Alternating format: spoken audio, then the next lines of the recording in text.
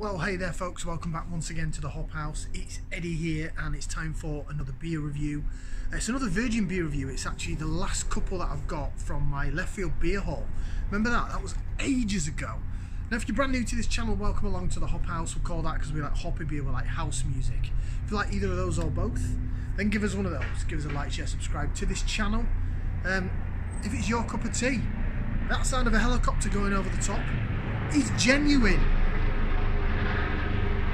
Right over my house, just up there.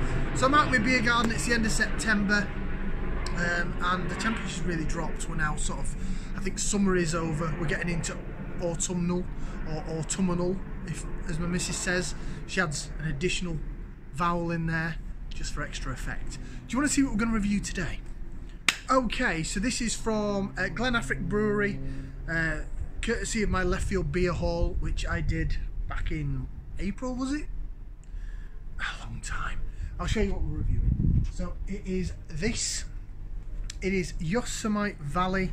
It's a West Coast IPA coming in at 6% on the ABV in a 440 milliliter can. Information on there. We'll read that in a bit.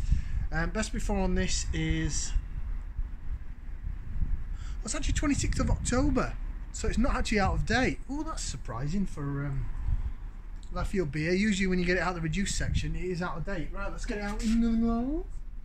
Using my missus' gin glass for this because it's good for the jigging and whiffing.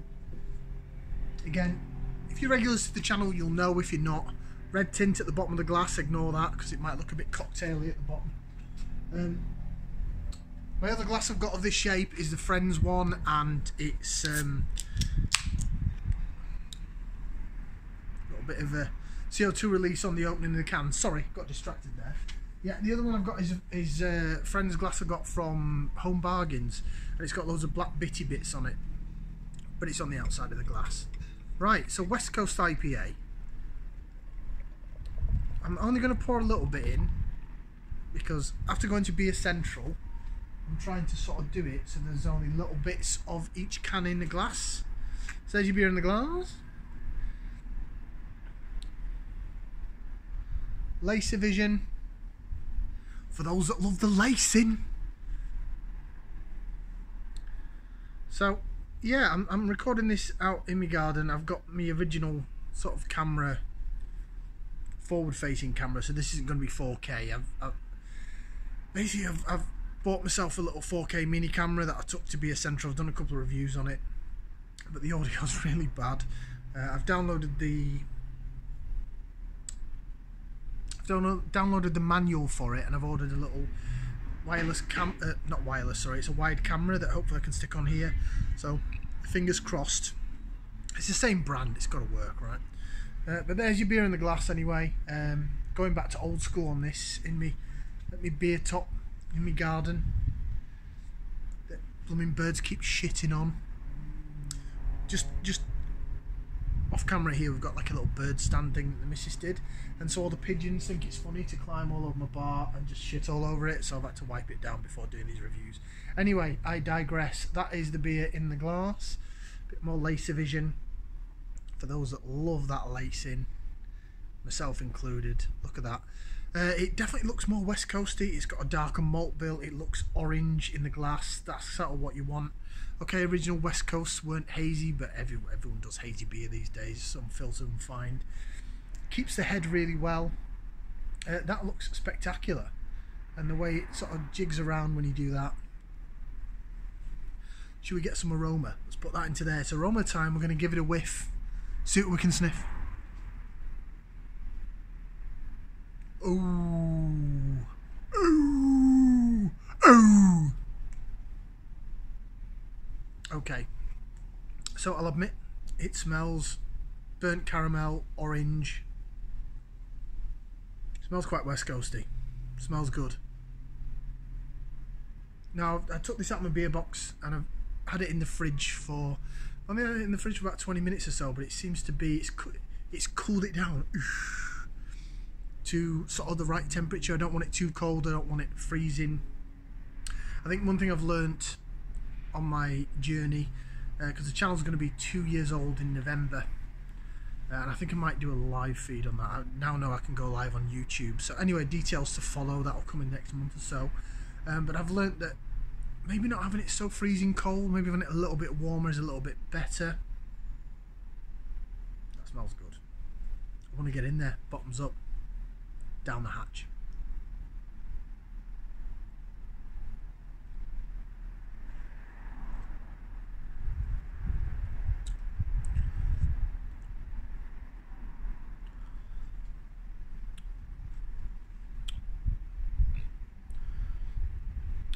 That's pleasant.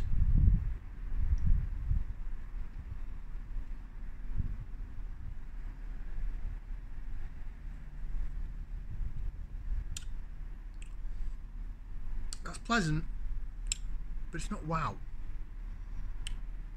So I think it tends to be with a lot of these West Coast IPAs now, is they don't want it overly bitter. They don't want it to be wah anymore. They sort of just want a little bit of sort of, there you go. This reminds me of the Brewdog and Buxton. The Way Out West was it called, where it's trying to be. That was a little bit sweeter and light, certainly lighter in the malt bill. This is more caramel. You can really taste it. Taste that burnt sort of caramel. There's a darker orange. Pithy orange to it.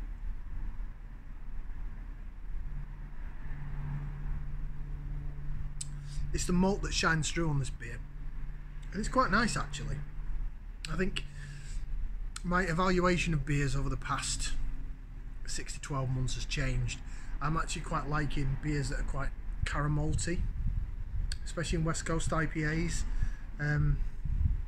because that's half of the beer really, isn't it? You're getting the caramel, the burnt caramel from the malt, and then it should be the wah from like a piney or grapefruity. It's sort of missing here. There's a little bit on the back end. It's not terrible. They've got the malt side of it really well. The hop side, I mean, it's not past its best before, which is unusual for a Leftfield beer to be in the reduced section, because this was in the reduced section. The whole thing I got was in the reduced section, but this doesn't have the wow factor. Doesn't have the wow factor, which is a shame. Look at that now. It does look a lot hazier now. We'll retry it, of course we will. Whiff it. Still sort of the same really. Burnt caramel, orange, tart orange. I'm just not getting grapefruit or pine. It festers at the back of your palate a little bit, but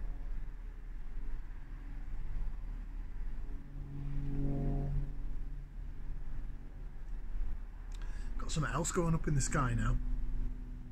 They're out to get me. They're coming to get me, I tell you.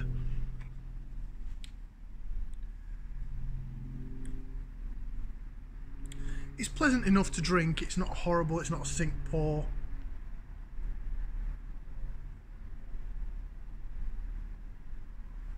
But it's the second beer I've had from Glen where I thought it's okay, but it doesn't blow me socks off. So the first one I had was the one that you can get in Morrison's. I've forgotten what the name of it is now. Go have a look at, just Google, just have a look at Glen Affric Brewery and you'll see my review for that. Yosemite Valley, so it's S2017, so I understand Glen Affric Brewery, I think the main brewery is based in Liverpool, but they have a second site up in Scotland and it's called Glen. Let's have a read of what it says on the can, and then I'll, yeah, there you go, Glen Affric Connacht, Connacht in Inverness-shire. IV4 postcode, that's right up the top. I guess that's where the Glens are. Right, so our homage to the classic West Coast IPA, pioneered in California in a style that revolutionised the modern beer world. Bright golden in colour, it's a lot darker than bright golden. with a simple, clean malt body that gives way to an explosion of piney, citrusy, tropical hop flavour and an aroma from Simcoe, Chinook, Centennial and Citra hops. So there's 4 hops there, three of the C hops. I'm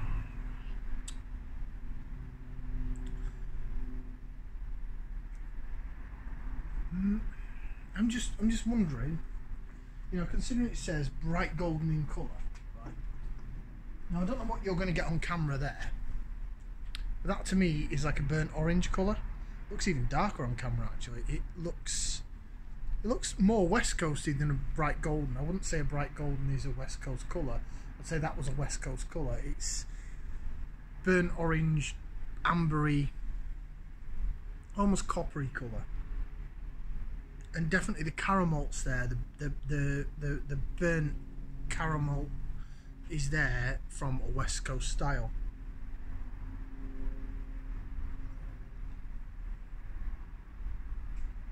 Along with pithy orange, there's a little hint of aftertaste. So there is something at the back end. It's more tart, but it's tart orangey, passion fruity maybe. I wouldn't say it was. It's definitely not pine. Would I say it's grapefruit? Maybe a touch of grapefruit. I'd say it was passion fruit blended with the caramel, with the burnt malt. Not burnt malt. That makes it sound wrong, but you know, the burnt caramelly sort of flavour. It's not unpleasant, but it's not brilliant. I was really looking forward to this, especially when I saw on the can that it wasn't out of date. I was expecting it to be absolutely superb. Would I buy it again? It's a pleasant enough drink. It's okay. It just about gets a thumbs up. It's sort of there. So, just about gets a thumbs up from me. There's certainly better West Coast IPAs out there. It's very similar to the Brewdog and Buxton collaboration. Very, very similar. So just a thumbs up.